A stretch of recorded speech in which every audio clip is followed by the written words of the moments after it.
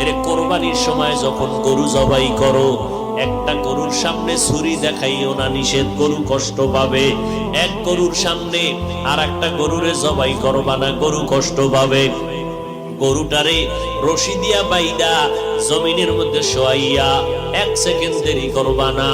কিন্তু আমাদের সমাজের মানুষেরা কোরবানির সময় গরুটারে হাতে পায়ে বান্ধিয়া মাটির মধ্যে শোয়াইয়া এরপরে বিশাল চিঠি পড়ে, অমুকের মাইয়া, অমুকের ভোলা, এইরকম 7 নাম 13 বাড়ির নাম নিয়া গোষ্ঠী শুদ্ধা নাম পড়ে।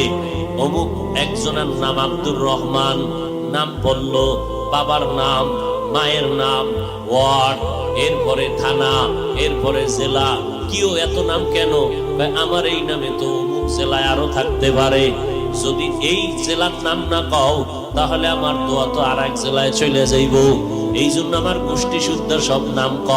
7 জনের নাম কইতে কইতে গরুটা আদা মরা হয়ে গেছে। ও আল্লাহর বান্দারা, এগুলো শুধু মূর্খতা আর কিছুই না। তুমি কোরবানি দিতেছো আমার আল্লাহর জন্য, কার নামে দাও কেউ জানার দরকার নাই, আমার আল্লাহ জানলেই তো যথেষ্ট। আল্লাহর জন্যই যদি দিয়া থাকো, ইমাম সাহেবের ডাইকে আবার গরুটারে কষ্ট দিয়ে কেন চিঠি পড়াও? এর একমাত্র কারণ এই মানুষটা বড় মূর্খ।